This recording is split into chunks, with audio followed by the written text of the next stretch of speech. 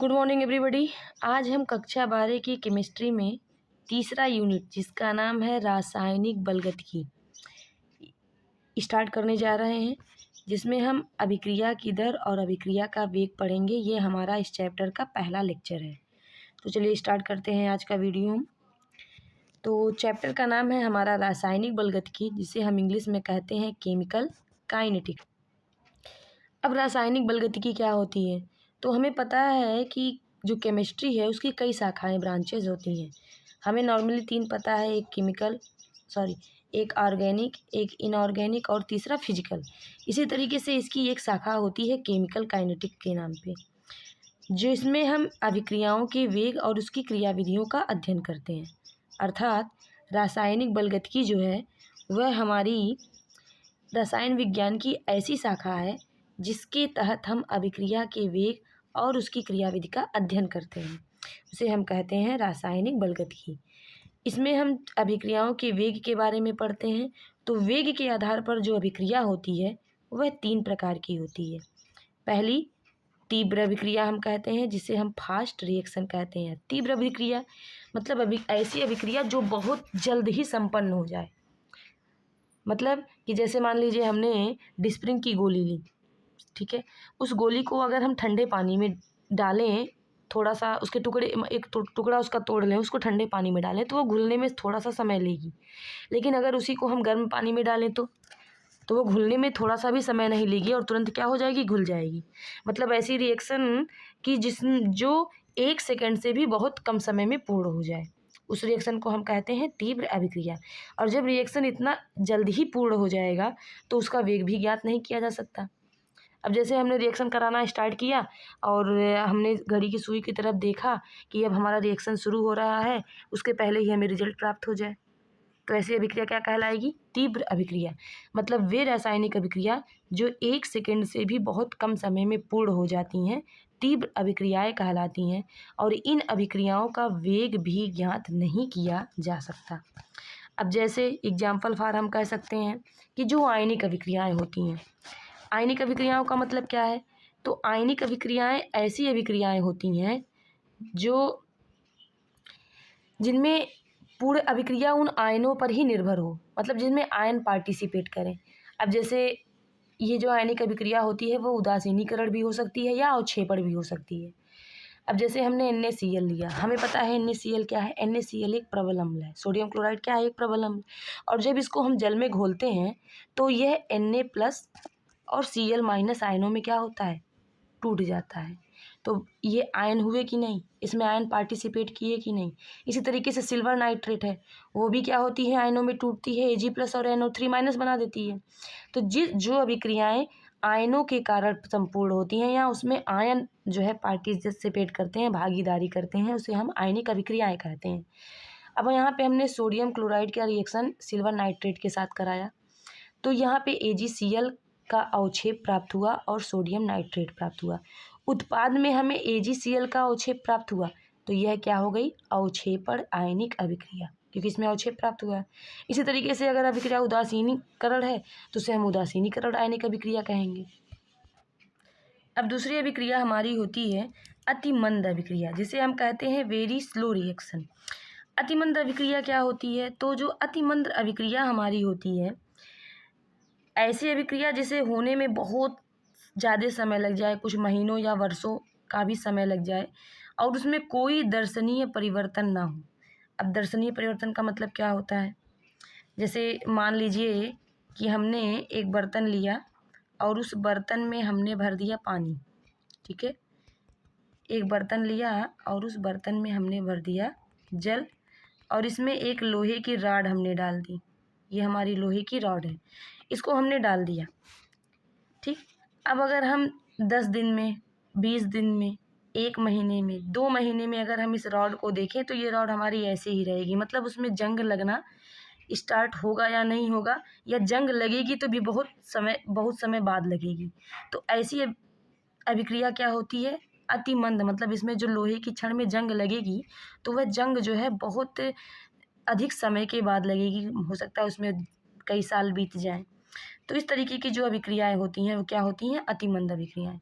जैसे कि हमें मान लीजिए पानी बनाना है, हम जानते हैं कि जल कैसे बनता है, तो हाइड्रोजन जैसे 2H2 प्लस O2 आपस में रिएक्शन करके क्या बनाते हैं, जल बनाते हैं। अब हमें पता है कि हाइड्रोजन और ऑक्सीजन आपस में क्रिया करके जल का निर्माण करते हैं, ठीक। अब अगर हम एक बर्तन में हाइड्रोजन गैस भर लें, कितना, 2 मोल हमने हाइड्रोजन भर लिया और 1 मोल हमने क्या कर लिया, इसमें ऑक्सीजन डाल दिया और डाल के इसको बंद करके रख दिया, तो क्या ये पानी बन जाएगा? नहीं बनेगा, ठीक है। या कई साल तक बीत जाएंगे, ये पानी बनेगा ही नहीं।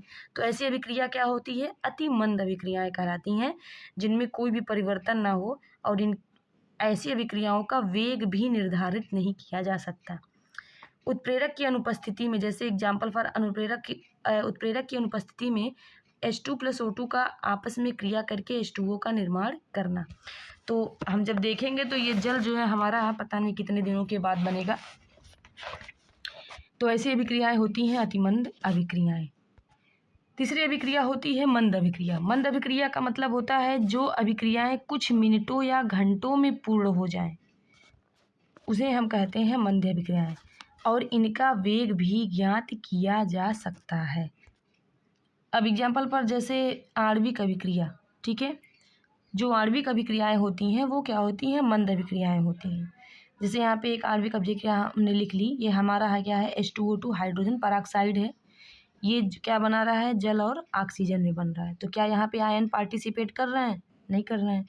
H2O2 क्या है, एक सह संयोजक यौगिक है, और सह संयोजक यौगिक जो होता है वो आयनों में नहीं टूटता, 99% वह आयनों में नहीं टूटता, तो यहाँ पे आयन पार्टिसिपेट नहीं कर रहे हैं।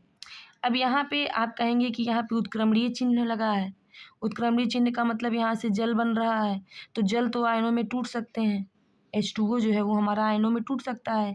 लेकिन यहाँ पे एक चीज़ नोटिस करिएगा कि जो जल होता है, इस जल के 5-6 लाख अणुओं में से केवल एक अणु ही आयनों में टूटता है। जल के 5-6 लाख अणुओं में से केवल एक अणु ही आयनों में टूटता है, और जो एक अणु आयनों में टूटता है वो क्या होगा, निरर्थक होगा, वो अकेला कुछ कर पाएगा, नहीं कर पाएगा, इसलिए यहाँ पे कोई भी आयन मौजूद नहीं है। तो इस चैप्टर में हमें इसी मंद अभिक्रिया को ही पढ़ना है, मतलब स्लो रिएक्शन वाला जो है हमें इसका वेग फाइंड इस चैप्टर में करना है, ठीक। तो नोटिंग पॉइंट भी यही है कि इस चैप्टर में हम क्या पढ़ेंगे, मंद अभिक्रिया का अध्ययन करेंगे, ठीक है। अब अगला टॉपिक हमारा आता है कि अभिक्रिया की दर या वेग क्या होती है। तो देखिए, अभिक्रिया की दर या वेग जो होता है उसको हम कैसे निर्धारित करेंगे। तो हमने मान लीजिए एक बर्तन लिया और उस पात्र में हमने A, B 2 अभिकारक ले लिए और उसका रिएक्शन कराना शुरू किया और हमें 2 उत्पाद C और D मिले, ठीक है। यहाँ पे AB हमारे क्या है, अभिकारक हैं, और CD हमारे क्या है, उत्पाद हैं। इस अभिकारक को हम क्या कहते हैं, क्रियाकारक भी कहते हैं, और उत्पाद को हम क्रियाफल भी कहते हैं, ठीक है। अब अगर हम क्या करें कि हमने रिएक्शन मान लीजिए हमने बर्तन में कर दिया और रिएक्शन अपना शुरू हो गया है। अब हम अगर यहाँ पे मीटर लगा दें पैमाना मापने के लिए, मान लीजिए हमने A का कितना लिया, 20 मोल लिया, ठीक है, और B के हमने लिए 21 मोल। अब हमने यहाँ पे लगा दिया मीटर, ठीक है, ये मीटर लगा दिया हमने यहाँ मेजर करने के लिए।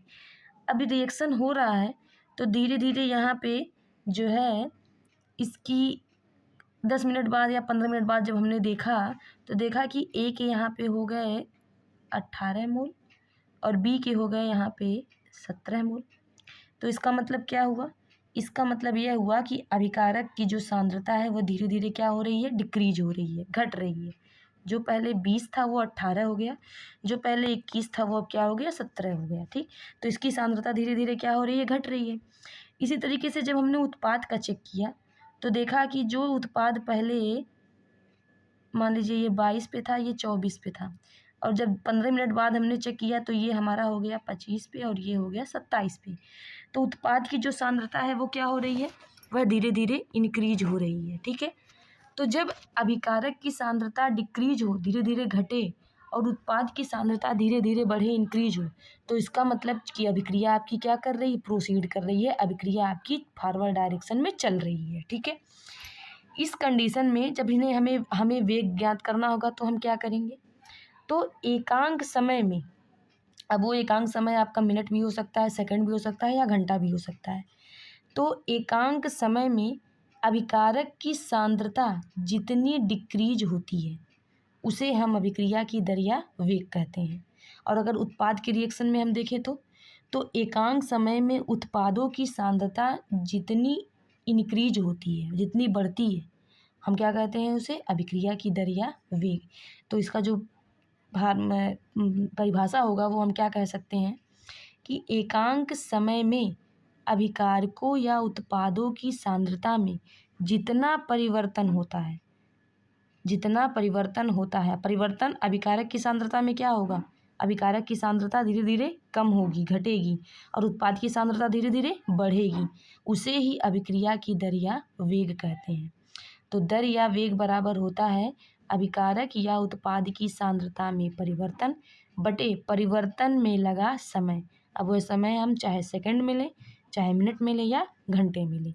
अब इस अभिक्रिया की दर या वेग को हम डिफाइन करते हैं स्मॉल r से, और अभिकारक या उत्पाद की सांद्रता में परिवर्तन को अगर हम डिफाइन करें डेल्टा c से, और परिवर्तन में लगा समय डेल्टा t, तो हमारा फार्मूला बनेगा r equal to delta c upon delta t। तो ये है अभिक्रिया की दर या वेग। ठीक है, अब इसका जो मात्रक होता है वो क्या होता है, तो इसका जो मात्रक है वह मोल प्रति लीटर सेकंड या मोल प्रति लीटर मिनट होता है। मान लीजिए गैसीय अभिक्रिया है तो उसके लिए हम मात्रक क्या ले लेंगे, मोल के जगह पे एटमॉस्फेरिक प्रेशर होगा, तो वो हो जाएगा ATM पर सेकेंड या ATM पर मिनट। ठीक है, अब अगली हेडिंग आती है औसत दर या वेग क्या होता है।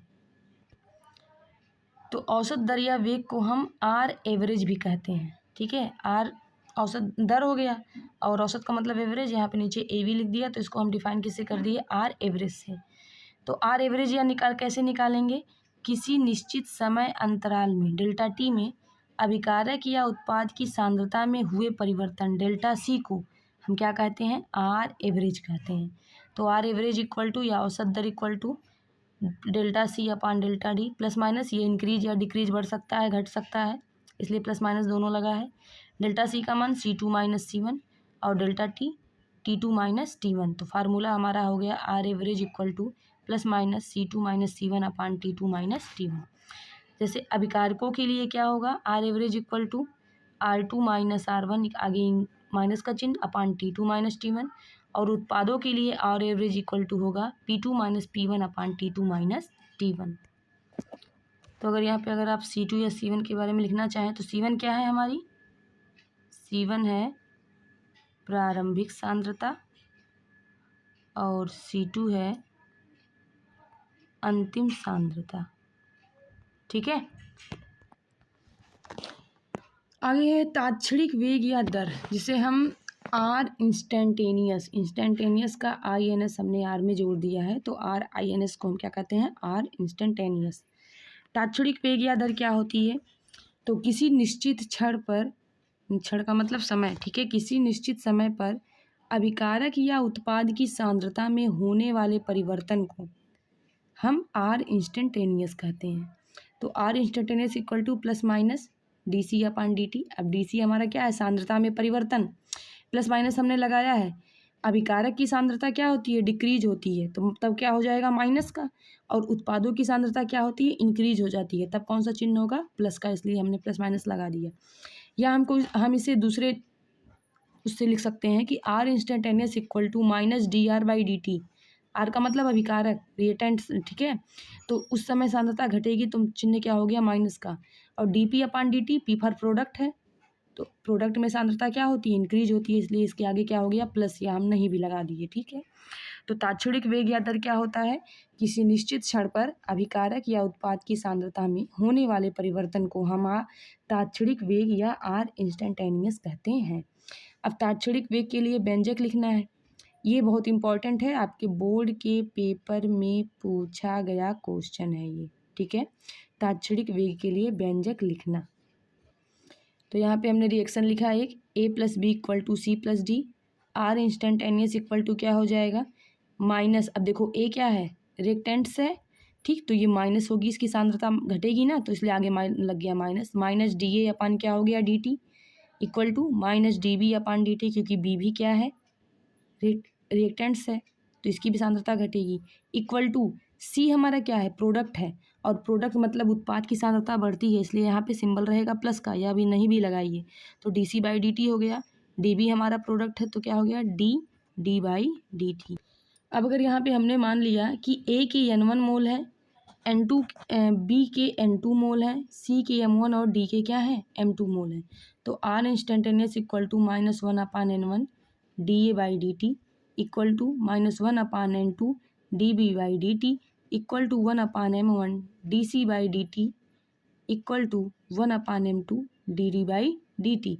ठीक है, अब जैसे एक इक्वेशन हमने लिखा है N2 + 3H2 equal to 2NH3, मतलब नाइट्रोजन अमोनिया हाइड्रोजन से क्रिया करके क्या बना रहा है अमोनिया गैस। अब इसका हमें आर इंस्टेंटेनियस लिखना है, तो हम कैसे लिखेंगे, तो N2 हमारा क्या है अभिकारक है, तो D by D T minus में रहेगा आगे, क्योंकि अभिकारक की सांद्रता क्या होती है घटती है, तो माइनस चिन्ह लगा दिया, डी बाई डी टी लिख दिया N2 इक्वल टू क्या हो जाएगा।